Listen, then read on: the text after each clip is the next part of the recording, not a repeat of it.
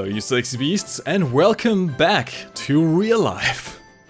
This video is sponsored by Toro, the German manufacturer and distributor of toys and hobby articles, like these two official War Thunder branded RC tanks. They generally send me two of their models to review, and if you like what you see, you can check out their online shop with the link in the description down below. The two models we're reviewing today are the M4 Sherman and the Panzerkampfwagen 4. Both part of the War Thunder limited edition 1:24 scale Forces of Valor series. In addition to these, you can also choose between a T-34-85 or a Panzerkampfwagen 6 Tiger. The construction of each tank is entirely plastic, with the exception of the cannon barrel made out of aluminium. Each kit comes with a ready-to-use tank, the RC controller, spare track links, a spare infrared receiver cover, a commander figure, a practice target, an in-game War Thunder bonus code containing a premium tank and 20 days of premium accounts, and various visual accessories depending on the model. The build quality of these tanks is decent. Despite being made in China and pretty much entirely out of plastic, the chassis itself feels really solid and does not flex. The turret does turn on its own power, but it does not rotate a full 360 degrees. You're limited to about 120 degrees, 160 degrees to either side. The gun elevation runs on a continuous up and down cycle, meaning you can't precisely control the up and down movement and rather have to keep running it until it cycles to your desired position. The running gear is also quite interesting, featuring a proper suspension and tracks made out of individual links. Generally speaking, you can drive these over rough terrain without too many worries, but there are some limitations. For one, these models are neither dust nor waterproof, so you're better off avoiding using them in dusty or wet areas if you don't want to damage the internals. Grip can also be an issue on hard surfaces, as the plastic tracks tend to slide when attempting to climb onto obstacles like your finger. That said, I haven't noticed any issues with grip on dirt, as the tracks do bite well on those surfaces. The tracks themselves are actually quite sturdy, and even if something breaks, you can easily swap out the affected track links with the included spares. I did notice that overall the Sherman's running gear seems to be a bit sturdier than the Panzer's. The VVSS suspension seems to banish obstacles of greater size better, and the tracks are much better tensioned. The Panzer IV has rather loose tracks that you can't tighten, and I've even attempted to remove one of the track links for that purpose, but it didn't have quite enough length left to be reconnected. This doesn't really affect the usability at all, unless you're dumb like me and correct the rear idler mounting whilst filming in tall grass, resulting in just enough wiggle room for the track to detach itself. I do want to stress, however, that this was my own fault for trying to drive it on terrain it wasn't meant to be driven on, and a bit of super glue has solved the issue since.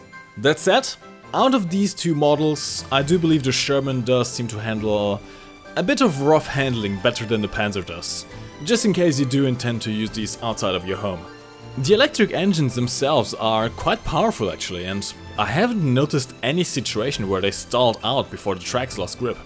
Whilst the construction of the tanks themselves is quite sturdy, the accessories can be a bit flimsy.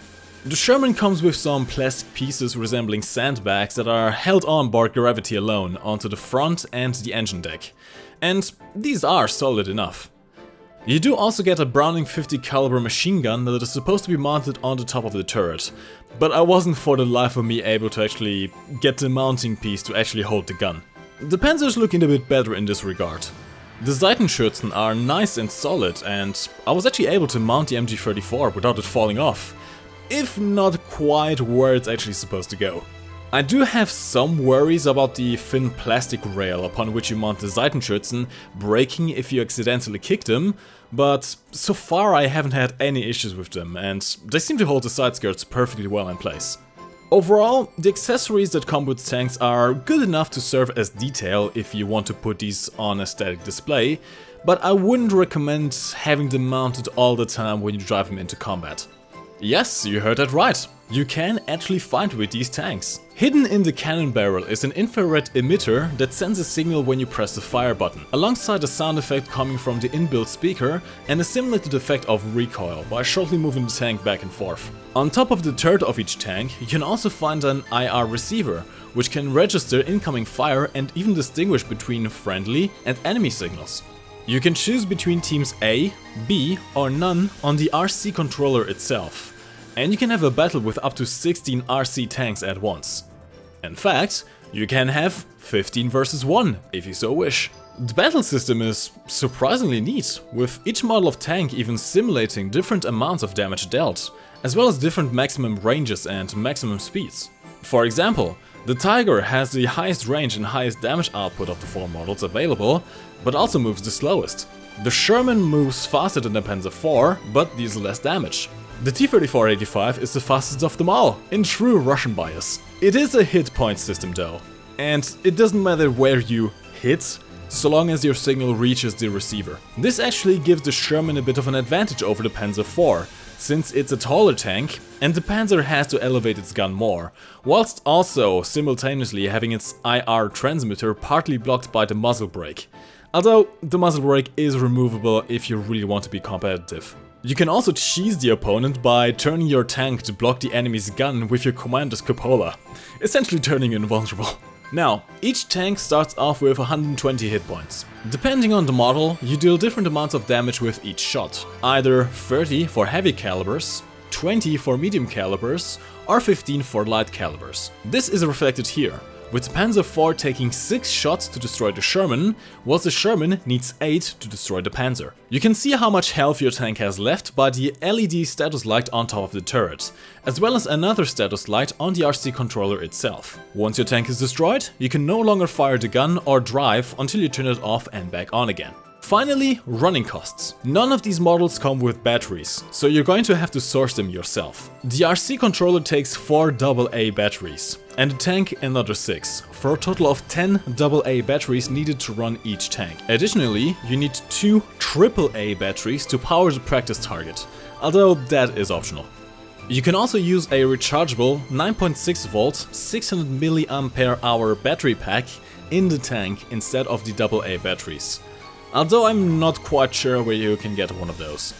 According to the manual, battery life for the tanks is expected to be 25 minutes depending on the terrain and the driving style, but so far I've gone way over that. Your results may vary depending on what kind of batteries you purchase. In conclusion then, the War Thunder Edition Toro RC tanks are some rather interesting toys for the man-child in all of us. The detail is quite alright if you're not a hardcore model tank collector. And the combat system is quite fun if you have some friends. The asking price of 120 euros per kit, excluding shipping, can be quite steep when you consider that you don't get the full potential out of them, unless you buy at least 2 or have a couple of friends who also buy some, so you can battle it out. But with the included code worth 30 euros of in-game content, it's a bit more of an enticing deal for the avid War Thunder player. Speaking of codes, I am giving the 2 that I got with these away to you guys. On screen right now is the code for 20 days of premium and the American T14 premium assault tank. The other code, which includes 20 days of premium and the German Panzerbefehlswagen 4 premium medium tank, will be posted together with this video on my Discord. Although, by the time you're watching this, it's likely already been claimed. If you are interested in getting yourself one of these RC tanks, you'll find a link to the International Toro online shop in the description down below. Full disclosure, that is an affiliate link that will provide me with a 10% cut of any purchase you make in the shop, be it these War Thunder models or anything else. But don't worry, it won't cost you anything extra and it'll greatly help out my channel. Finally, I want to thank Toro for sending me these models for review, free of charge. I've been giggling like a kid ever since I got them, and I'm fully intending on continuing to use them for more videos in the future as well. They make for some great props. Hopefully you have enjoyed watching this review as much as I have enjoyed making it, and I'm very interested to hear your opinions on these tanks in the comments down below.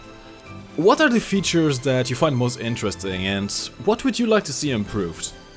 If you have any questions that I didn't cover in this review, feel free to ask them in the comments as well. I will be answering them to the best of my capacity. But this has been it for today, lads. If you have enjoyed this video, let me know by giving it a like, and if you're new to the channel, consider subscribing for more content like this.